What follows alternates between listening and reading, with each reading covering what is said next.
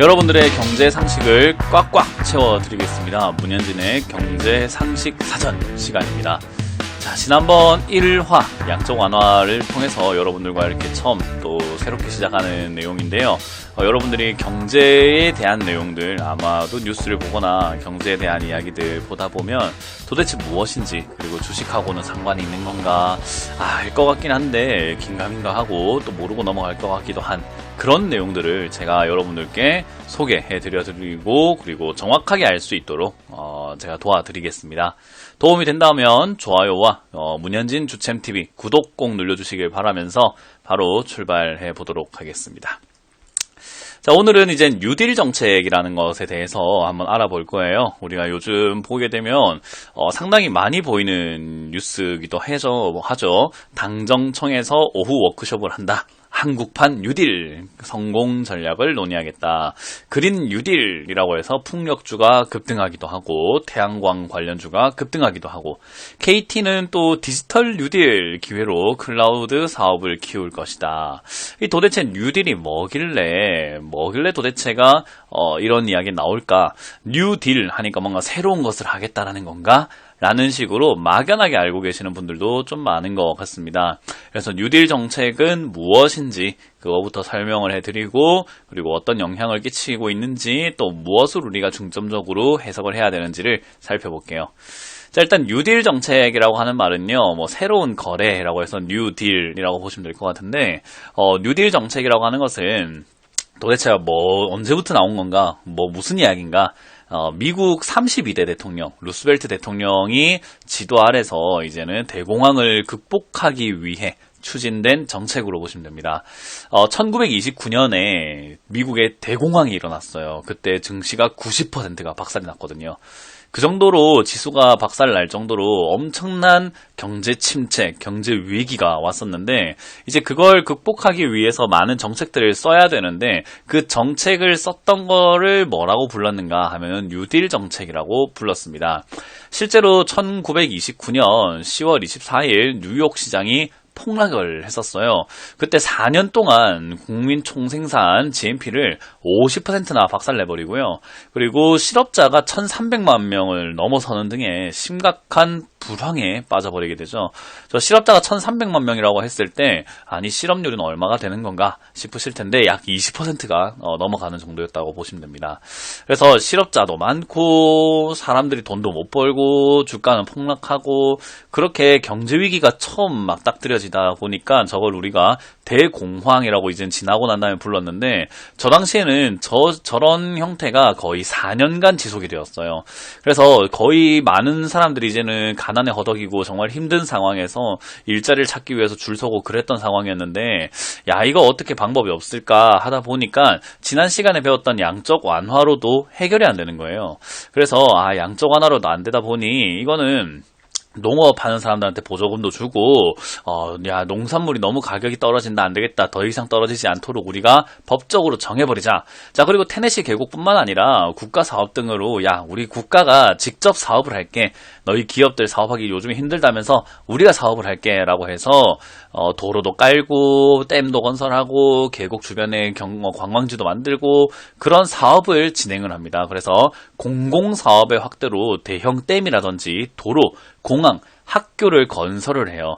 그래서 이렇게 국가가 시행을 해서 주도를 해서 사회 인프라를 구축하는 사업으로 많은 사람들의 일자리가 필요해지다 보니까, 야, 일자리가 필요하네. 그러면은 내가 가서 일을 해야 되겠다. 일 필요했는데 저기 가서 해야지. 라는 사람들이 등장하게 되었죠. 자, 그렇게 이제 대공황을 극복한 정책으로서 뉴딜 정책이라는 것을 우리가 집중하게 되는데, 그럼 이 뉴딜 정책 효과가 진짜 있었을까라는 것이 궁금해집니다. 일단 우리 1929년에 대공황이 발생되고 난 다음에요, 실업률은 약 5%대 안정적으로 움직이다가 20% 이상으로 급등해버리고 맙니다. 그래서 이제 이걸 극복하기 위해서 1933년, 그래프로 본다면 이 정도쯤이 되겠네요. 1933년 여기서 뉴딜 정책을 시행을 해요. 자, 그때 이후로 어때요? 실업률이 급격하게 줄어들게 되죠. 자, 그래서 지금 지수도 한번 같이 보게 된다면 그 당시 다우지수는 약 350포인트, 뭐 지금으로 비교한다면 너무 초라한 포인트지만 그래도 350포인트 가깝게 급등했던 지수가 아래쪽 50포인트 이하로까지 거의 30포인트까지 박살이 나버렸습니다. 그래서 이게 이제 거의 29년 대비해가지고는요, 3년, 거의 1년, 2년, 3년, 4년, 거의 4년 만에 지금은 90%의 하락을 해버렸죠. 자, 그렇게 하락을 하고 난 다음에 뉴딜 정책이 시행이 됩니다. 그 뉴딜 정책이 시행되고 난 다음부터는 바로 370%까지 급등합니다. 거의 4년 동안 올라온 거죠. 요즘에 여러분들께서 지수, 주식을 하시는 분들 다 느끼시겠지만 지수가 1% 오르고 1% 내려도 종목이 막 3% 오르기도 하고 4% 올랐다가 1% 빠지니까 또 3% 빠지는 그런 형태들 많이 보셨을 텐데, 야, 지수가 90%면은 정말로 상장 폐지되는 그런 기업들도 넘쳐났을 수도 있다라고 봐야 되겠죠. 자, 그만큼 심각한 이 대공황을 여기서 이겨내게 된 계기가 바로 뉴딜 정책이다라고 보면 돼요. 자, 이렇게 보니까 굉장히 효과가 있었다라는 것을 우리가 확인할 수 있죠. 너무나 자연스럽게 회복이 됐기 때문에 충분히 우리는 뉴딜 정책이 경제 위기를 또 극복하는 데 있어서는 양적 완화 정책은 다른 결이 없고 지금은 국가가 주도해서 사업을 하는 것이구나 라고 생각할 수 있겠습니다. 자, 그럼 이렇게 뉴딜 정책이라고 하는 이야기, 뭐 디지털 뉴딜, 한국판 뉴딜 이런 이야기 나오게 되는데 과연 뉴딜이라고 하는 이야기를 갖다 붙여도 되는 건지, 아니면 정말로 뉴딜 정책으로 인해서 우리 지금 코로나 위기로 있는 이 힘든 시기를 이겨낼 수 있는지를 특징을 살펴보면서 여러분들이 스스로 생각할 수 있게끔 도와드리겠습니다. 자, 일단 첫 번째, 뉴딜 정책은 국가가 주도해서 경제 회복 또는 성장을 위해 시행하는 정책이다라는 것을 배웠죠. 그래서 이거는 뉴딜 정책이 펼쳐지게 되는 것을 아마 한국판 뉴딜, 디지털 뉴딜, 그린 뉴딜 이야기하는 게 지금 경제 위기, 어떻게 보면 코로나로 인해서 생겼던 이 심각한 위기를 극복하고 타개해 나가기 위한 어떤 정책이다. 그래서 우리는 1929년에 대공황이 일어났던 그때 그 대공황을 이겨냈던 뉴딜 정책을 본받아서 국가가 디지털 산업을 주도해 보겠습니다. 국가가 그린 산업, 우리가 환경 에너지 사업을, 신성장 에너지 사업을 주도해 보겠습니다. 그런 결로 이해를 하시면 좋을 것 같아요. 그래서 국가가 조금 나선다라고 보시면 되고요. 아무래도 이렇게 국가가 나서게 되면은 기업들이 신생으로 자꾸 나오기 힘든 상황에서 어쨌든 국가가 사업을 한다고 하니 고용도 발생될 수 있겠죠. 그래서 국가가 나서서 이런 산업에 특혜를 주고 이런 산업에 고용을 많이 하게 되면은 보조금을 주겠다 등등의 이야기를 하다 보니 고용도 많이 발생이 되고, 고용이 발생되니까 사람들이 돈을 벌어요. 자, 그 돈을 벌면 뭐 하죠? 돈을 씁니다. 그렇게 돈을 쓰니까 또 기업들은 매출이 올라갑니다. 그렇게 내수 경제가 살아나는 높은 경제 성장률을 기대해 볼 수 있게 됩니다. 자, 그런데 무조건 좋은 것인가? 아니죠. 아무래도 국가가 산업을 시작을 하는데 돈이 어디 있습니까? 결국 세금을 많이 걷어야 될 거고, 사람들이 세금 자꾸 거두려고 하면은 싫어하잖아요. 조세 반발이라고 하는 세금을 자꾸 걷게 되면은 나 돈 없는데 자꾸 걷어가 하면서 싫어하기 때문에 아무래도 사람들에게 별로 눈치를 받지 않고 돈을 조달하는 방법이 빚을 내는 방법입니다. 그래서 국가가 채무가 늘어나게 돼요. 그린 뉴딜이라든지 이런 디지털 뉴딜이라든지 다 좋은데 뉴딜 정책을 하기 위해서는 결국 채무가 늘어나야 됩니다. 국채 발행으로써 많은 사람들에게 이제 돈을 빌릴 수밖에 없는 거죠. 자, 그래서 국가가 과도한 재정 적자로 이어지기 때문에 당장은 좋아질 수는 있지만 그 이후에 후유증이 심각하게 초래되기도 해요. 실제로 이 대공황 때 발생됐던 1933년 뉴딜 정책 이후에 38년까지는 성장되는 듯 했으나 38년 이후로는요, 굉장히 오랫동안 경제 침체가 일어났었습니다. 아무래도 재정 적자 때문이죠. 그래서 이런 것들이 잘 해결되지 않는다고 한다면은 디지털 뉴딜뿐만 아니라 모든 뉴딜 정책이라고 하는 국가가 시행하는 사업 자체가 긍정적으로만 바라볼 수는 없다라는 거죠. 자, 그리고 이 뉴딜 정책에는 이런 것들이 포함이 돼요. 경제가 힘들기 때문에 저소득자라든지 실업자 계층에 대해서 소득 보조금, 그러니까 우리가 흔히 말하는 돈을 준다라는 거죠. 돈을 지급을 하게 되는데 지금도 긴급재난지원금 이런 것들을 통해서 많은 분들이 혜택을 많이 받으셨을 거예요. 그런데 이게 이제는 저소득층이라든지 실업자들에게 이렇게 너무 집중돼서 실업급여 이런 것들을 많이 주게 된다면 시장에 참여하고 싶은 의욕을 제한시키죠. 내가 일을 안 해도 야 급여가 나온다. 일을 안 해도 이 정도면 됐지. 내가 욕심만 줄이면 이 정도로 먹고 사는데 충분할 것 같아. 라고 하는 그런 경향을 만들게 돼요. 이거는 이제 국가 발전에 도움이 되냐 안 되냐로 봤을 때 뭐 그렇게까지 도움 된다라고 볼 수도 없지만 문제는 빈부격차가 심해질 수 있다라는 거죠.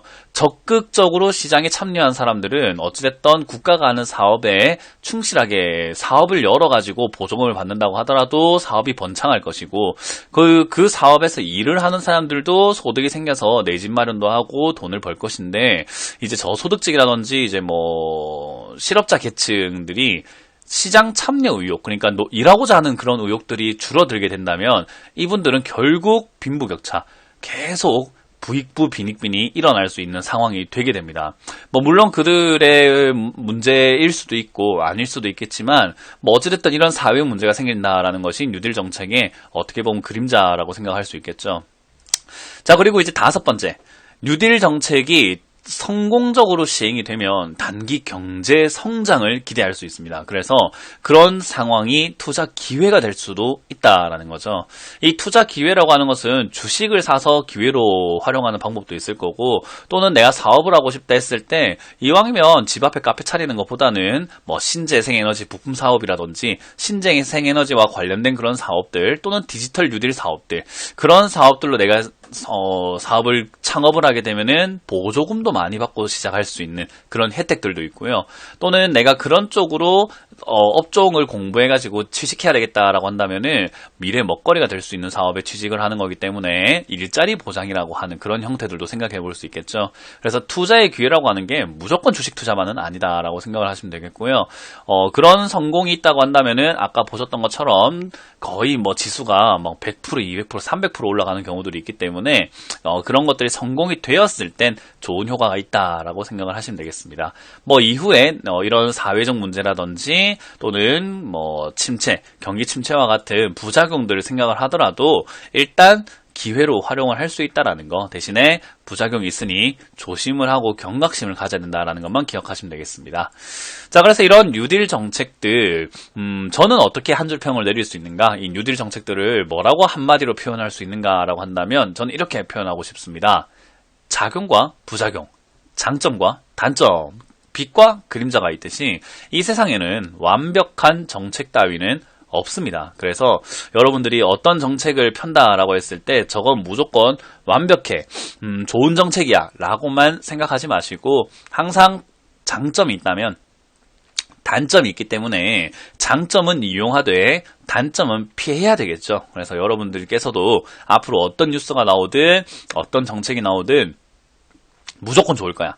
또는 위험하니까 무조건 안 돼! 라고만 생각하시는 것보다 그런 상황을 이용할 수 있도록 이렇게 장단점을 꼼꼼히 살펴보시길 바라겠습니다.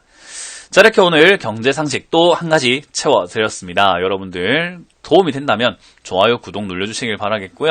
매번 이렇게 지식들을 계속 쌓아드릴 테니까 꾸준히 시청해주시길 바라겠습니다. 자, 지금까지 문현진의 경제상식사전이었습니다. 고맙습니다.